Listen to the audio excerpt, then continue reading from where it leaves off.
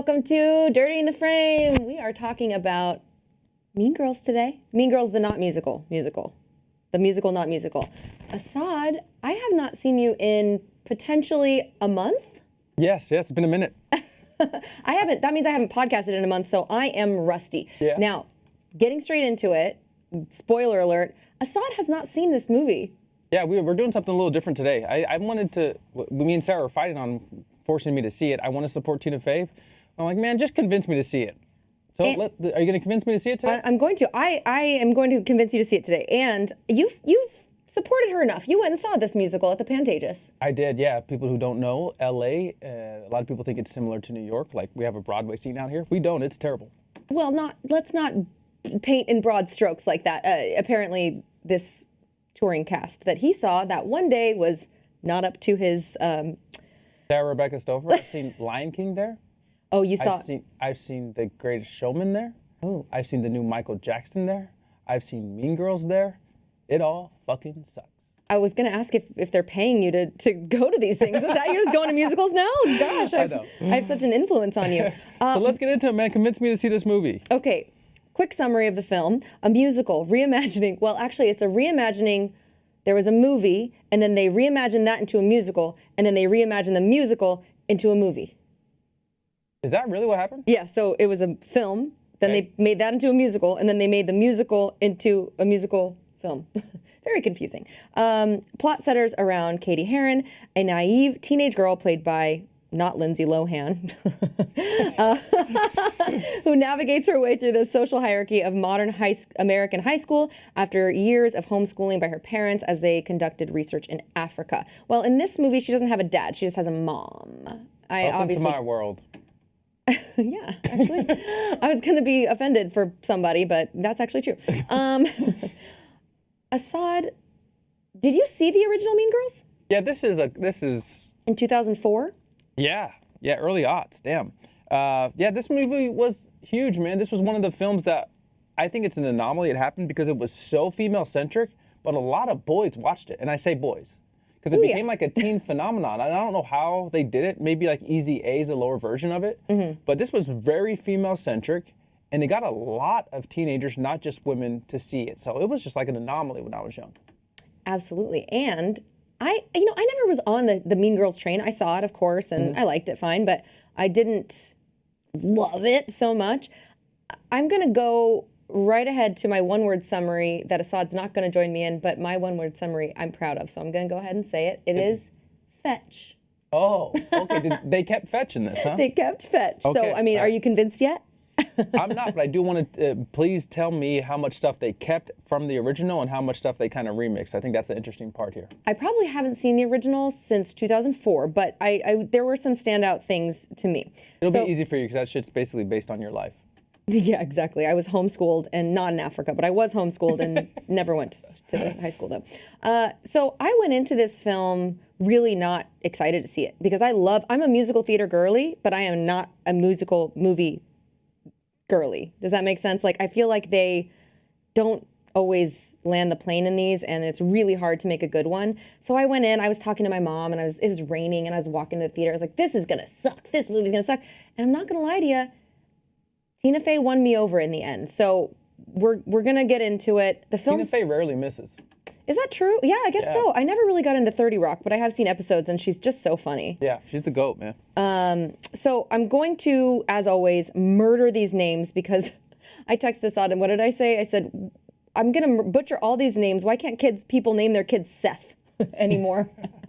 Just like, so boring. I know it was a joke. Okay, so the film starts with Janice, this girl, this lovely creature who also played Moana, the voice of Moana. Did you know that, Asaad? I did not know. Her name is Ali'i Cravoyo.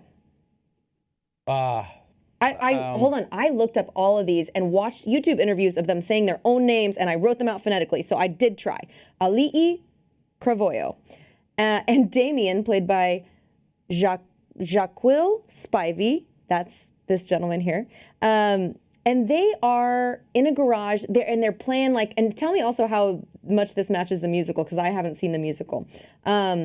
They're playing kind of in a garage band, almost like they're making a music video, and they're the narrators of the show. So they are our Greek chorus introducing us to what this movie's going to be about. I felt like we were in good hands with them as our narrators. However, the first maybe 40 minutes of this film, I was like, this fucking sucks. Why is that? So first act, tell me what doesn't work in the first act? Honestly, I liked the girl that they cast as Katie. Caddy. And I really loved these two here. They were really great, and they can both sing, thank God. Okay? You know how I feel about that. Oh, can I interrupt you? I'm sorry. Yes, please. We're both ADD, so we hate interrupting each other because you're probably going to lose your thought. So do you have a chance to keep that thought? Yes. Okay. I didn't know this because this might be the first musical we've reviewed on this podcast. Do most musicals, like the people that are acting, sing their own voice, or do they use someone else's voice? That's a dumb question, huh? No, it's not a dumb question at all. I believe nowadays with movies like this, they use their own voice. Although in The Greatest Showman, you remember that "Never Enough," the girl from Top Gun. Okay. Anyways, she had somebody else. Sometimes they use other people, but generally, in my opinion, they use their own voices of famous actors who can't really sing but can kind of sing, a la La La Land, your favorite movie. Thank you. But these people can really sing. I think they got real Dope. Broadway singers, which I was here for. The reason that the first act didn't work for me was because the songs that they started out with were really slow, and the girl who played Katie she was fine, but she wasn't a star like the rest of these people were. So, and it mostly started out with her, kind of sitting in a tent in Africa. And I was like, ugh, what else? This is going to be so jarring. And then they go to the high school and they're doing all this animal kingdom stuff. And I was like, this is too much. I don't care for it. Not for me, right? Where this movie starts working for me, Asaad, is when we meet Queen Icon legend, Renee Rapp. Oh no, go back. Renee Rapp, this gorgeous creature right here, who is she is Regina George. Like, she has more confidence in her pinky finger than I'll ever have in my whole body. When I saw this trailer, Sarah, yeah, I thought I couldn't remember a movie that did as good as a job casting of people that look like their daughters or parents than this movie. Oh, because they nailed this shit. Both Regina and Katie. Yes, they really did. They look exactly like their parents in this film. Yeah, it's kind of creepy. It's Katie's mom is Pam from The Office, and she looks exactly like her. And Regina George's mom is Busy Phillips, and they look very, very similar. It's crazy. But I don't care so much about that unless it's glaring. Yeah. I did care that they again chose real singers, and that made me feel positively about this. When the plastics come in, I was like, okay, I'm kind of on board now.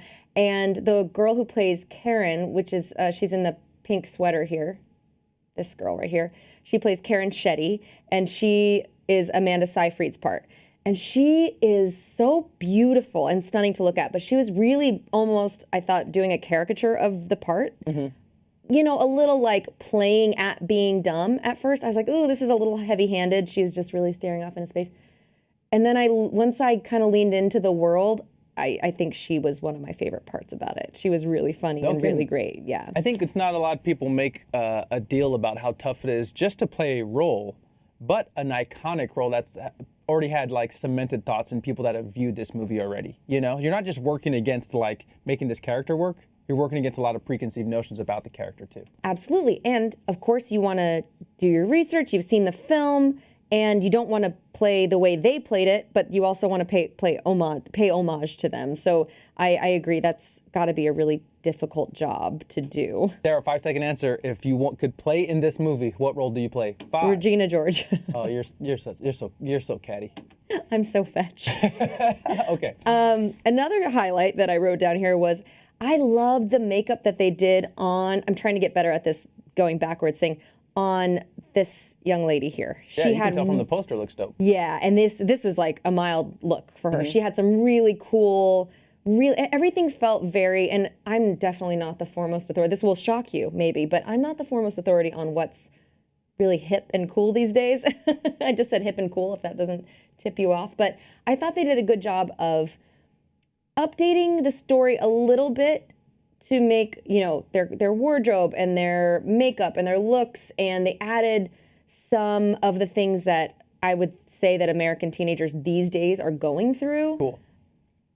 And I liked that. Because I think again, it's been a long time since I've been in high school, and when I was homeschooled. But the vibe that I get from today's youth is that there's a lot more kindness, and don't get me wrong, I'm sure people are still getting bullied, but there's a lot more awareness about therapy and being kind to each other, as opposed to like, it's cool to be a bully. And that's why I thought, oh, this isn't going to translate well to 2024. Does that make sense? That's a great point. Yeah, that's how we feel. People who don't live in liberal-ass LA, maybe correct us if we're wrong, but I tend to agree with you that kids are getting nicer to each other, or maybe just the things that were glaringly wrong when we grew up are now being brought to a forefront, like bullying and maybe some other shit's happening. But I feel like that too, but I don't know if it's just like liberal LA bubble that's making me think that. Yeah, I don't know either, but they did a good job of balancing it with kind of a few comments here and there that I really liked. And they were more inclusive, and I felt like the casting felt very natural. It didn't feel forced, you know? It wasn't like, it's very diverse, but it's not diverse just for the sake of being diverse, if that makes sense. And I felt like everybody in the cast, I'm just so excited to see them hopefully go on and continue to just kill shit, because by the end of this movie, I was dancing in my seat, and I was just so excited to see all of these really, really talented kids on screen. You know what? That's a good point. Like, if you would have gave us maybe 2 or 3 guesses about who was going to be the most successful from the original Mean Girls movie, we probably would have been wrong. What would you have said? I would have said probably Lindsay Lohan. Yeah, me too. You know, or like maybe Janice, or but Rachel McAdams is far and away the most successful, correct? Yeah. Yeah. Yeah. Yeah. Cool to see where these kids will go. It's interesting you bring up Lindsay Lohan. Did you know that she has a cameo in this movie? Is that right? I've always had the biggest white girl crush on Lindsay Lohan. Have you seen her recently? No, what's that supposed to mean, man? I was just curious. Are we shaming Lindsay Lohan? No, I was not at all. No, that's not what I meant by that at all. I was just curious. I would just say, sorry for creep corner, but like, I liked thick Lindsay Lohan. Like, as a kid going through puberty, you know, the part where she like falls in a garbage can, you get to see her legs thick as hell. That did things to me while I was going through puberty. Back to you. Okay, well, thank you for sharing what did things to you when you were going through puberty. And I will also comment. I know maybe I shouldn't comment on. I shouldn't comment on anyone's body, so I won't say anything. I will say I was glad to see that it was inclusive, and it didn't feel like there was it was cast because people looked a certain way. Cool. And that's all I'll say about that. Well, so you're cruising into the second act, and now what? The plastics are taking care of you through the second act? I'm not done talking about Lindsay Lohan. So she was in the end, and she played. Do you remember that the main girl, Katie, goes to the mathletes at the end, that competition? Lindsay Lohan makes a little surprise appearance where she is the moderator of that. And I thought she just did a great job. She only had a few lines, and I've seen interviews since where Renee Rapp said that she was about 9 months pregnant. Lindsay Lohan was 9 months pregnant when she shot that. Couldn't tell. Shout out to them, like Tina Fey, for bringing her back and her doing it. 100%. Yeah, I think they were going to try. They tried to get some other people back in, as guest appearances, but I think ultimately she said maybe just we can only fit one in, and that felt like a really nice little nod to the first film, but wasn't heavy-handed with having them pop up. It wasn't gimmicky. Yeah. She, like you said, Tina Fey just does a great job at anything she does. Lauren Michaels said the same thing. Very inclusive. And I hate to edit on the fly here, but do you mind going back and not saying Lindsay had a couple lines? I think that's kind of triggering. Oh, gosh. She was pregnant. She probably wasn't having a couple of lines. Continue. I'm sure she's a very good mom. Love the makeup and hair on Janice. I was a little confused. Uh-oh. Here we go. Can we switch to the other angle, please? Oh, still can't see him. It's okay. You're not missing anything. Not you. The kid who played Aaron, I would love anybody who's seen this thoughts on this. I thought the casting was a little odd to me. He didn't do anything, but maybe that was the point. Maybe he was supposed to be a little like, and I've given this a little bit of thought, and I was like, I bet you that was the point. He's supposed to be a little vanilla, but I also don't know who this kid is, and I don't know. I think he's from some other kind of popular Netflix teeny show. So that might have been the casting decision there. But the folklore goes that he was cast in this film and he declined the role because he didn't want to sing. And they took out all of his songs so that he could be in the movie. And I just don't understand why. He didn't do any, he wasn't bad, he wasn't good, he wasn't handsome, he wasn't ugly, he was just totally mid. And maybe that's the point, is to stop breaking your backs, ladies, over these mid dudes. Wow. Okay. All right. I'm that mid dude for a lot of women. So thank you. God, and no, you're God's gift, Asaad. You're not you. Let's see what else. That lighting when you go close to your computer, hit it again. Look at that lighting. Oh my God. Glowing. Never had a wrinkle in your face ever. What'd you say? Say it again. Never had a wrinkle in your face ever. Will you give a dramatic Natalie Portman perfume line? Dramatic. You fucking crushed that. What did I say? You crushed that. What did I just say? Who knows? Nobody knows. Okay. Didn't know Renee Rapp. Okay. Okay. Let's just get me started, and I would like to talk about this for at least 45 minutes, so buckle up. So Renee Rapp has the vocal gymnastics of Beyonce and meets the best singer in the world. I don't know. Sarah, don't do that. That's like the one person you can't compare people to, fam. Well, another edit on the fly. Can we say something else? I don't know any other singers who have vocal gymnastics like that, but I'm sure I could think of some. Patti LuPone. Nobody knows who that is. No, when I say gymnastics, it's very specific. Like, she has the most control of her voice. She just has so much control, and she just does. She's running laps around everybody in this film, and her voice is insane. Her confidence is through the roof, and I thought she did a great job. That being said, again, everybody had a really nice voice in this, even Katie, who I would say was probably the least strong vocally. Moving on to my rose. Okay, let's hear it. And then I'm gonna give you my rose and thorn, and then I'm gonna ask you if you're gonna go see this movie. Okay. So, rose. Very specific, and you won't understand this, Asaad, but the people who have seen this movie will. At the very end of the movie, after, spoiler alert, if you haven't seen this movie, the musical, or the movie musical since 2004, I don't know, you're probably not watching this. Regina George gets hit by a bus, and she has to go to homecoming in this like neck brace thing. And Renee Rapp plays the character like she's a little high on Valium.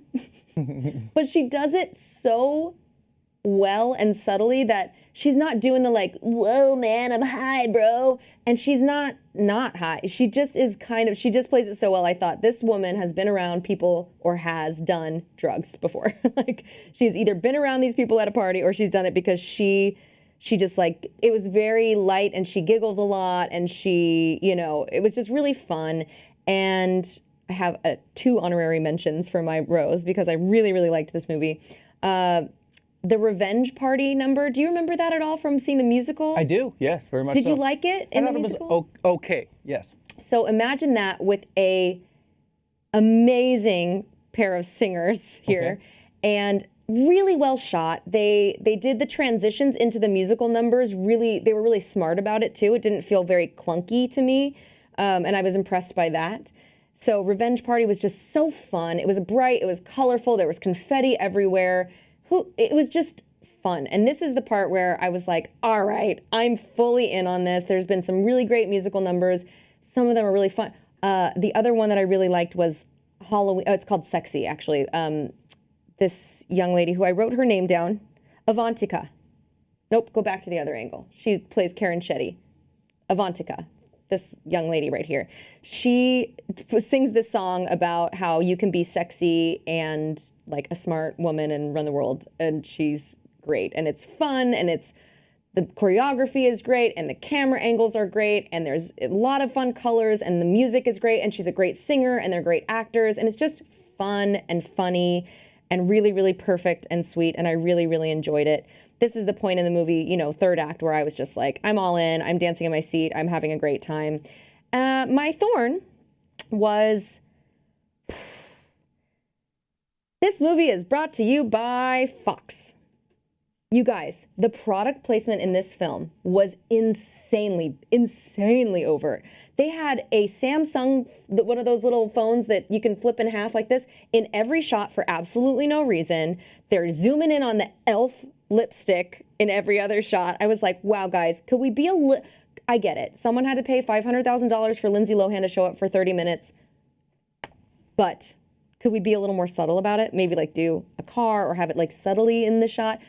Oh man, it was Elf and Samsung were paid for this film, and we all knew it. Will you promise me that we'll never get that popular? We'll sell out to popular food groups and other advertisers that would need sponsor dollars, and our pod becomes just like a soulless, mindless. Yeah, I'm a little hungry. I could go for a Harvest Bowl from Sweetgreen. I want something healthy. Ooh, you know what? I want something delicious. What's healthy and delicious? I want something sweet. Oh my gosh. Okay, so a lot of product placement. A lot of really heavy-handed product placement. And I'm going to go to my double feature, which I said bottoms or theater camp, both, probably bottoms, really. But movies that I just had a fun time in, you know, and it is what it is. It's not trying to be anything crazy or spectacular. It's not trying to win any awards. I just thought that these lovely young humans did such a good job. I will also point out that every background actor in the cafeteria scenes were at least 37 years old. The median age was 37 in that high school. Everyone, go back and watch Grease. You'll be like, this guy is 42. It's insane. It's so tough to cast like young people. I guess it's like a talent thing, but every high school movie's like, that guy's 32. Yeah, I had a great time. It was fun. It was funny. The cast was inclusive. It was bright. It was just a really good time at the movies. My gummy rating is 1 gummy. I really enjoyed this film. I would say you could have a little cocktail, have a little gummy, or not. It was just fun. Can I ask you 3 questions Go. really quickly about the movie? I don't want to cut you off. What were you going to say? I was just going to go to my trailer trash. Oh, go ahead, please. Trailer trash is most excited to see. I saw a new trailer, Asaad. Oh, yeah. And it's for a movie called If by John Krasinski. Oh, no kidding. Have you seen it? The trailer? No. What is it about? Logline me. Oh, it's about little kids' imaginary friends, and Ryan Reynolds can see them. Oh, you know, me and you were probably the only 2 people that liked Ryan Reynolds and Something Guy. Mm-hmm. Free Guy. Free Guy. And I am not I can't do Ryan Reynolds fan. I'm with you. I was watching this and I was like, this is a really cool concept for a movie. I really liked it. And I love John Krasinski, and I think he's got, you know, I've only seen one of his movies, or 2, I guess now, but The Quiet Place. But I was like, oh, Ryan Reynolds. And I used to love Ryan Reynolds' shtick. Yeah. But I'm just over it now. Yeah, I feel you. It's like you've seen the same thing over and over, and, you know, all power to you. I think you're a great guy. I'm with you. I was like, ooh, can I sit through another? It's just the same thing every time. I feel it. And my least excited to see was, I don't know, it's called One from the Heart reprise. It might just be an Alamo thing, so just don't listen to what I'm saying about that. Triple questions for you right now. Let's do it. Quick answers. Do you want a sequel to this movie? No. Do you think this movie could have benefited largely if it came a little bit sooner after Barbie? Yes. Why? Because I think people were excited to get dressed up and go to the movies, and I did mention to you that I saw some little tween girls coming out of Alamo Drafthouse, and they were all in their pink and boas and stuff after obviously coming out of seeing this movie. And I just think that's so great and fun, and that's what the movies are about, you know. It's like going to the cinema and just having fun, eating popcorn and like drinking a soda and just having fun and being entertained and escaping your terrible life for an hour. I thought that too. I thought maybe if they would have done this a month after, because Barbie seemed to eventized movie going again. And I'm like, I wonder if it would have cut into Barbie's proceeds, or if it would have been like, oh, cool, this has been like a cool 2 months for women to dress up in pink and go have a lot of fucking fun at the movies. You know? Yeah. Last question. Better as a musical? Yes. It was? Okay. You didn't want it the remake to just be like the first one, no musical, played straight. You like the musical portion. Yeah, I really that's what ended up getting me in the end. I didn't like it at the very beginning, probably first 20 to 40 minutes. I'm not sure. I didn't check my timer, but after that I was like, I'm all in. This is fun. I'm having a great time. And it was an experience. The people in my theater were excited to see it. They were all cheering and clapping, and at the end they did the thing with the outtakes where they're showing people just doing stuff. And we love that. It's fun, you know. So I would say if you haven't seen it yet, and you're interested, go see it. It's really fun. It was a really fun time at the movies. Asaad, you're not going to go see this, but will you maybe give it a watch? For Christmas, I bought myself an AMC Stubs membership, which is like $30 to see 3 movies a week. You won't also even 10% see off a as snacks. stub. We are also sponsored by them right now. So this is definitely, your pitch on it has definitely earned one of my movies a week. Yes, thank you. Thank you. Winning. All right, thank you all very much for listening, for watching. And a special thank you to our subscribers, our swimmers, and Patreon members. We will be back with another movie review very soon, whether you like it or not. Bye, guys.